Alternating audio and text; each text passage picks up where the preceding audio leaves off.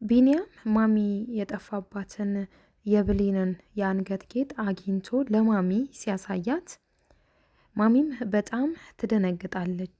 እናም እንዴት እድል ሊኖራት እንደቻለ ትጠይቀዋለች ማለት ነው። እሱ ግን ያው ከዚህ በፊት የሚጸጽታትን ነገር እንዳታደርግ እንደነገራት ሊያስታውሳት ይሞክራል ማለት ነው። እንግዲህ ሮማንም እንዴት እንደዚህ እንዳደረገችና ትልቅ ሰው እንደሆነች በማይገባ አይነት አነጋገር ሲናገራት፣ እሷ ግን ያው እንደ ሁልጊዜውም እናቱ እንደሆነችና ስርዓት ባለው መንገድ ማለትም እንደ ልጅ እንዲያወራት እንዲያናገራት ትነግረዋለች ማለት ነው። እሱ ግን ያው ሁሌም እናቱ እንዳልሆነች ባሳደገችው ሴት ፊት ደግሞ እናትህ ነኝ ብላ መናገሯ ልታፍር እንደሚገባት ይነግራታል ማለት ነው። በተመሳሳይ ሁኔታ ሜላትንም ይዞርባታል። ከሷ የበለጠ ዱርዬ እንደሌለ እሷ ማንንም የማስወጣትም ሆነ የማስገባት መብት እንደሌላት ማለትም በማሚ ቤት ላይ ማለት ነው ይነግራትና እድል ክፍሏ ውስጥ ለተገኘበት ነገር ዋናው ተጠያቂው እሱ እንደሆነ ከዛ ቤት መሄድም ካለበት የሚሄደው እሱና እሱ ብቻ እንደሆነ ለማሚ ይነግራትና ወደ ክፍሉ ገብቶ ልብሶቹን ሰብስቦ ሊወጣ ሲል ማሚም በሩን ዘግታ ታለቅሳለች። እባክህን አትሂድ ብላም ስትለምነው ሌሎችም ማለትም ሜላትና ሮማንም እንዳይሄድ ሲለምኑት ተመልክተናል ማለት ነው።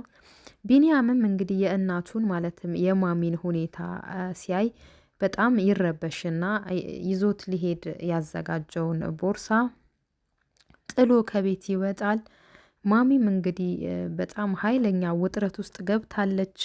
የእድል አለመኖር በጣም ውስጧን ረብሾታል። ሮማንም በተቀመጠችበት መታ ልታናግራት ስትሞክር እንግዲህ ውስጧ ብዙ ነገር ስላለ ድንገት ትነሳና በጥፊ ትመታታለች። እንድትተዋት ሰላሟንም እንድትሰጣትም ጭምር ትነግራታለች ማለት ነው። ያው እንግዲህ ከዚህ በፊት እንደተመለከትነው የሮማንን ባህሪ ሁላችንም እናውቃለን። እሷም እንደለመደችው ድህነቷ እንደሆነ እንደዚህ የሚያስጠቃት ትናገራለች። እናም ደግሞ ይሄም ቀን እንደሚያልፍላት ትነግራታለች። ማሚ ግን ቀናቶች የሚያልፉት ጥሮ ግሮ በላቡ በወዙ ለሚኖር ሰው እንጂ ለተንኮለኛ ሰው እንዳልሆነ ትመልስላታለች ማለት ነው። እናም ደግሞ እድልን ኬትም ብላ መልሳ ካላመጣችላት ከዛ ቤት እንድትወጣ ትነግራታለች ማለት ነው። በሌላ በኩል ደግሞ ማሚ ቢንያምን እድልን እንዲፈልጋት ነግራው ስለነበር እንዳገኛት ትጠይቀዋለች። እሱ ግን እንዳላገኛት ይነግራታል ማለት ነው። እና ሁኔታዋን አይቶ ምን እንደሆነች ቢጠይቃትም ያው ደህና ነኝ ትለዋለች። ፊቷ ላይ ብዙም ደህንነት ባይታይም ማለት ነው። እሱ ግን ደህና እንዳልሆነችና ሆስፒታል እንዲሄዱ ቢጠይቃትም ደህና እንድትሆን የሚፈልግ ከሆነ እድልን ኬትም ብሎ ወደዛ ቤት መልሶ እንዲያመጣላት ትጠይቀዋለች። አክላም የልጇ የብሌን አምሳያ እንደሆነች እናም ደግሞ እንዴት የልጇ የብሌን አይነት የአንገት ጌጥ እድል ሊኖራት እንደቻለ በድጋሚ ትጠይቀዋለች። ቢንያምም እንግዲህ እንደማያውቅና ሲያገኟት እንደሚጠይቋት ይነግራታል። ያው የውስጡን በውስጡ አድርጎ ማለት ነው። እዚህ ጋር እንግዲህ የሚገርመው ነገር ይህ ሁላ ነገር ተፈጥሮ ተመሳሳይ የአንገት ሀብል ተገኝቶ ማሚ ስቲል ምንም አይነት ጥርጣሬ አላደረባትም። ማለትም የልጇ ተመሳሳይ የአንገት ጌጥ እንዴት ሌላ ሰው ጋር ሊገኝ ይችላል ብላ ሌላ አይነት ነገር ስትጠረጥር እንመለከታታለን ብለን ብናስብም እንግዲህ እንደተመለከትነው ምንም አይነት ጥርጣሬ ልናይባት አልቻልንም። ይሄ በጣም አግራሞትን የሚያጭር ነገር ነው ማለት ነው። ቢንያም እድል ጋር ስልክ ለመደወል ቢሞክርም ያው እድል ልታነሳለት አልቻለችም። ሮማንም እንዲተዋት እሷ እንደማትፈልገው ለምን እንደሚከታተላት ትጠይቀዋለች። እሱም እንግዲህ ሮማን የምትለው ነገር አይዋጥላትም። ለምን እንዲተዋት እንደፈለገች ይጠይቃታል። ያው መልስ ማታጣዋ ሮማን ደግሞ ለአንተ ስለማትገባ ነው ብላ ትመልስለታለች። እሱ ግን ሀሳብሽ እንደሱ እንዳልሆነና ምናልባት እህቴ ልትሆን ትችላለች ብሎ ይመልስላታል ማለት ነው። እድል የማሚ ልጅ እንደምትመስለውም ጭምር ይነግራታል።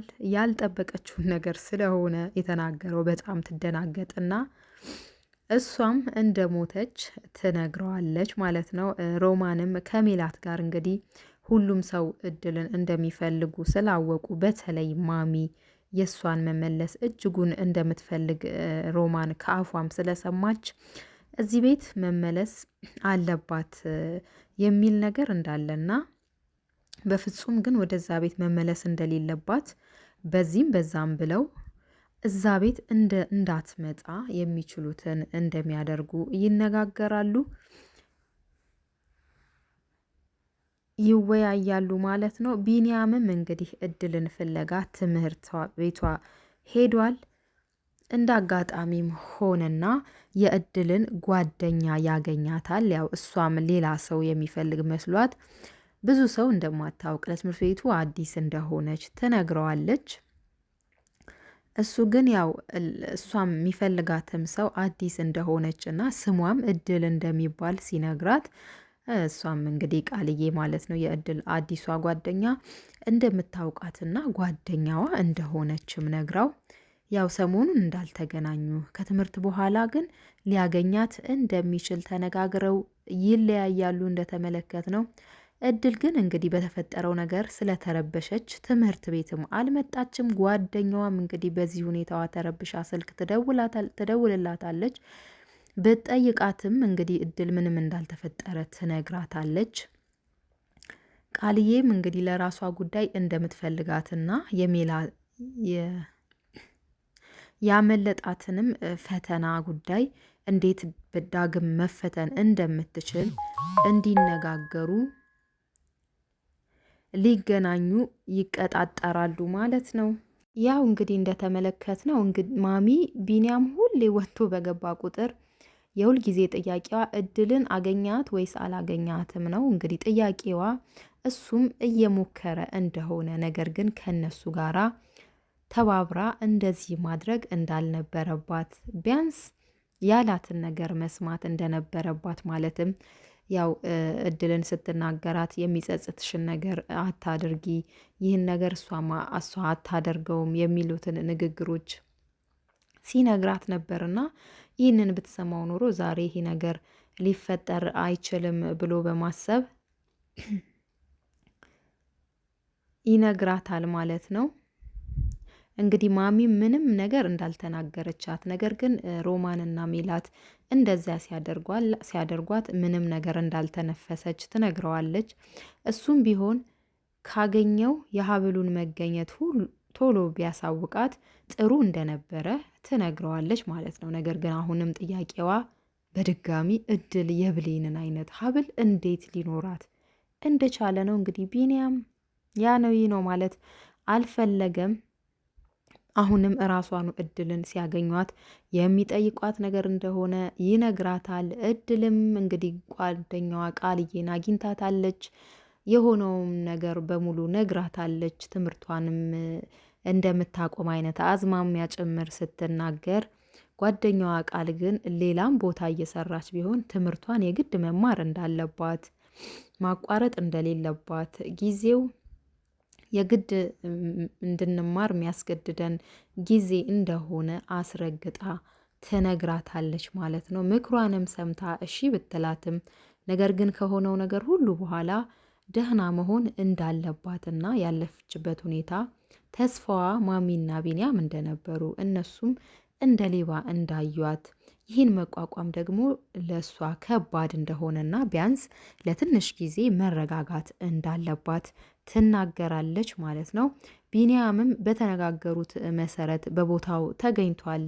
ከቃል ጋር በተነጋገሩት መሰረት እድልን ሊያናግራት እየሞከረ ነው። እሷ ግን እሱንና የቤተሰቡን አባል በሙሉ ማናገር እንደማትፈልግ ትነግረዋለች።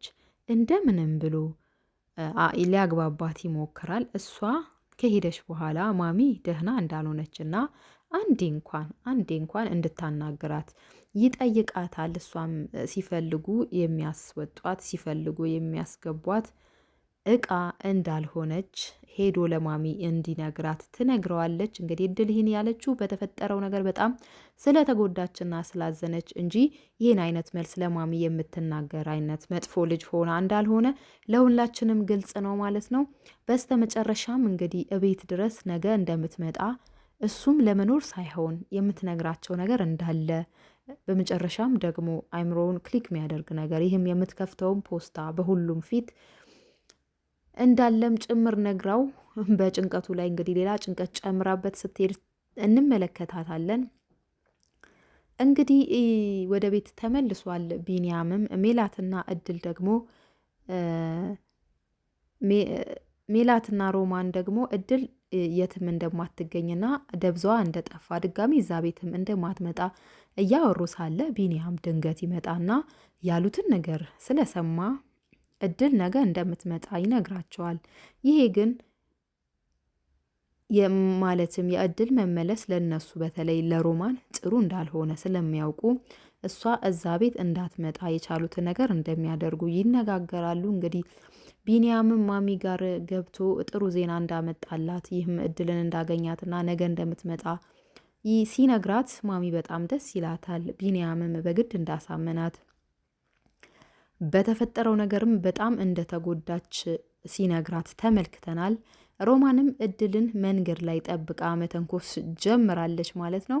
ሊገድሏትም እንደሆነ ነግረዋት ሮማን እጇን ጠምዝዛ በሜላት ልታስደበድባት ስትል እንግዲህ እንደ መላክ ቢንያም ይደርስና ሜላትን በጥፊ ብሏት እድልን ወደ ቤት ይዟት ይመጣል።